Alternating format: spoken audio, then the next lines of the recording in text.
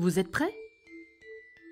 Si vous voulez bien, je vous emmène au pays des histoires.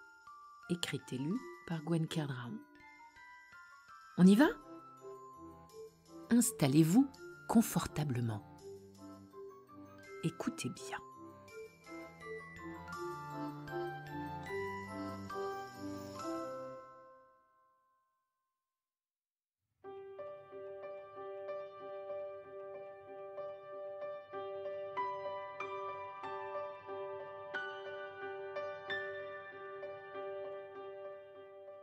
Sorcière Scribouille.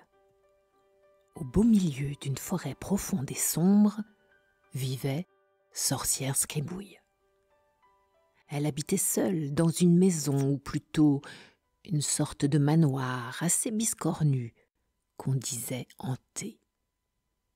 Cette effrayante demeure était entourée d'un jardin étrange, peuplé de formes monstrueuses et d'ombres couleur de nuit, d'où sortaient des sons et aussi des odeurs plutôt, disons, désagréables. On racontait que Scribouille passait son temps à scribouiller dans un grand et gros livre. Était-ce un grimoire? Pour qui écrivait-elle?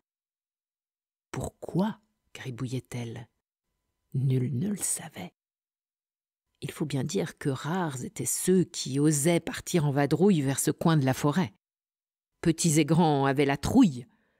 Trouille qu'elle les zigouille, trouille qu'elle les embrouille, trouille qu'elle les écrabouille. Évidemment, chacun allait de sa petite histoire et racontait à son sujet toutes sortes de carabistouilles, histoire de se rendre intéressant. Un jour pourtant, un événement allait changer complètement la vie de Scribouille morne et grise jusqu'alors. C'était un matin. Le manoir, comme tous les matins d'ailleurs, était enveloppé de brumes et de brouillards, couleur tristesse. La sorcière était occupée à sa tambouille quand elle entendit des bruits de pas. Elle tendit l'oreille, ce qui signifiait pour Scribouille que son oreille devenait énorme et allait se coller à la porte. Et oui, c'était une sorcière tout de même. Elle avait bien entendu marcher. Oui, mais quelle andouille pouvait oser venir la voir, se dit-elle. Cela faisait des années qu'elle n'avait pas parlé à un humain. Elle prépara dans sa tête une bafouille. Avait-elle envie d'être gentille ou méchante? Tant de questions. Elle remit ses cheveux couleur rouille sous son chapeau pointu. Vite, vite, elle enferma les grenouilles dans un tonneau. Par une rapide formule magique, les asticots regagnèrent leurs bocaux, le chat retrouva son fauteuil préféré, les baveux, crapauds et escargots se cachèrent sous la bergère tout usée. Elle éteignit le feu sous son chaudron en un clin d'œil et se tint prête. Ses joues étaient entre couleur panique et couleur excitation. L'atmosphère était électrique. De ses oreilles sortaient de petites étincelles. Scribouille avait le poil de sa verrue qui frisait, signe qu'elle était inquiète. Les objets tremblaient sur les étagères et des cliquetis résonnaient dans le silence pesant de la demeure. Soudain, sa sonnerie ouistiti retentit dans le silence comme un rire fou, faisant sursauter jusqu'à la marmite encore bouillonnante. Elle ouvrit la bouche. Des dents bleues apparurent en même temps que la porte s'ouvrait en grinçant. Elle avait, avant le Bluetooth, inventé la télécommande à distance. Elle grandit d'un coup. Cela lui arrivait parfois quand elle voulait prendre le dessus. Un petit bonhomme haut comme 3 pommes se tenait sur le pas de la porte. Il était vraiment minuscule, car quand elle grandissait, en face, les autres rapetissaient. De ses yeux couleur vert de gris, elle l'observa et s'aperçut que, comme autrefois, elle pouvait lire dans sa tête. Rassurée, elle vit qu'il n'avait pas de mauvaises intentions, pas de magouille, pas d'embrouille. « Hé, Hé, Gribouille, que viens-tu faire jusque dans ma bicoque? Personne n'ose franchir le brouillard pour venir chez moi. » Il fallait voir la bouille du petit bonhomme. « Hey, Fripouille, réponds !»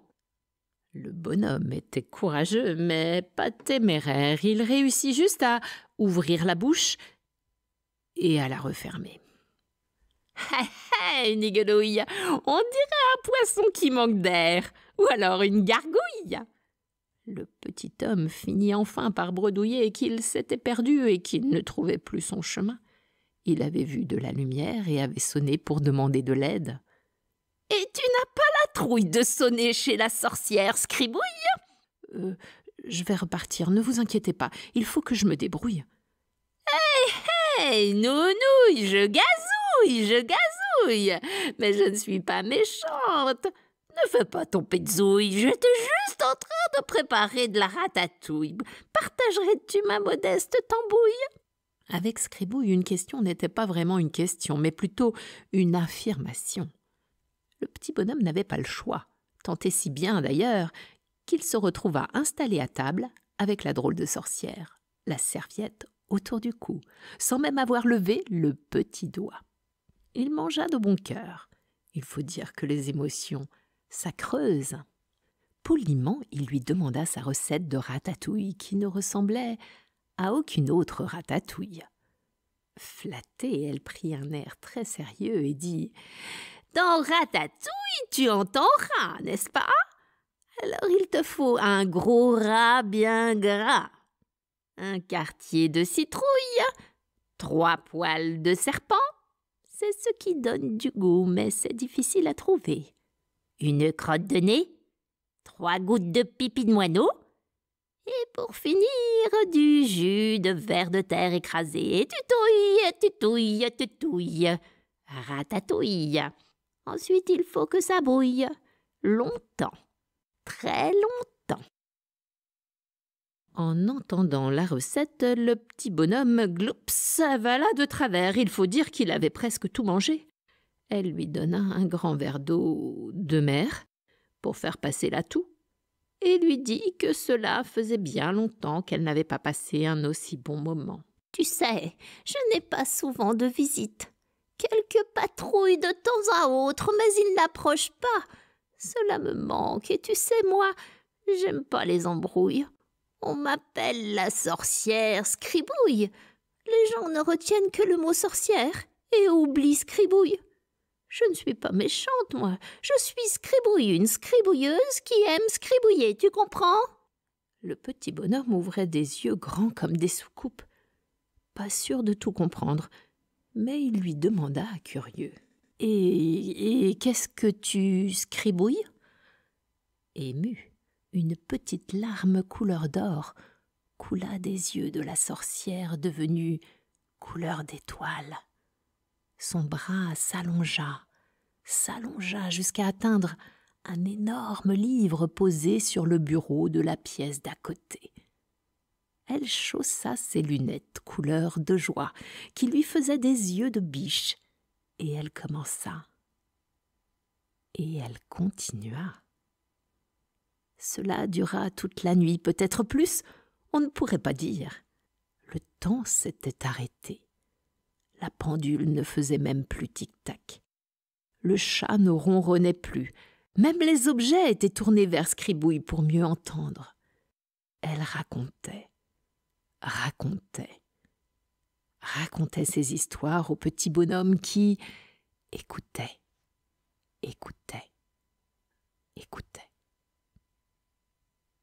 Scribouille avait-elle un super pouvoir ? Une chose est sûre, le petit bonhomme était entré dans son univers, à moins que ce ne soit dans son imagination.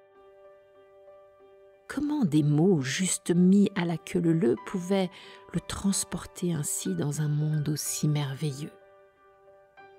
Il pouvait sentir les odeurs, les parfums, entendre les sons, les bruits, toucher, caresser, voir la couleur des émotions et les moindres détails.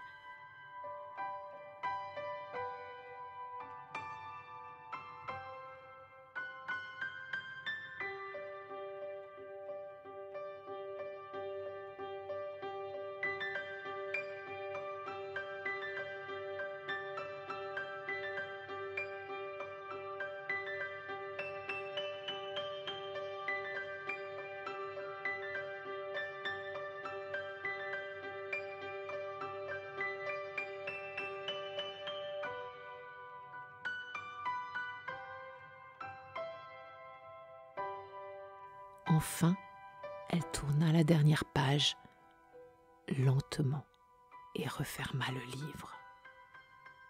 Le petit bonhomme avait oublié chez qui il était. Il semblait revenir d'un long voyage au pays des histoires. Il remercia la sorcière Scribouille, qui pour lui était maintenant plus Scribouille que sorcière. Oh! Et elle n'avait plus sa verrue sur le nez. À la place, un adorable petit grain de beauté donnait un charme supplémentaire à son visage devenu joli. Le cœur de Scribouille sautillait de joie et ses joues étaient couleur bonheur. Plus de bocaux sur les étagères, plus un seul asticot, crapaud ou araignée, mais des livres, de toutes les tailles et de toutes les couleurs. Le bonhomme quitta Scribouille, lui promettant de revenir très vite. Il lui sembla qu'elle n'était plus si grande et qu'il n'était plus si petit quand elle lui fit signe sur le pas de sa porte. Des fleurs multicolores entouraient la maison. Un doux parfum de cannelle flottait dans l'air. Le brouillard avait disparu. Le soleil, accoudé au sommet du plus gros arbre, lui montrait le chemin. Il se retourna. Ce n'était plus une sorcière, mais une très belle fée qui lui faisait signe devant la porte. Il avait, sans le savoir, libéré sorcière Scribouille du mauvais sort qui l'avait enfermée dans sa solitude. On l'appelle dorénavant Fée Scribouille. Petits et grands affluent, elle les emmène le temps d'une histoire dans le pays des livres, le pays des mots, le pays des rêves, le pays des histoires.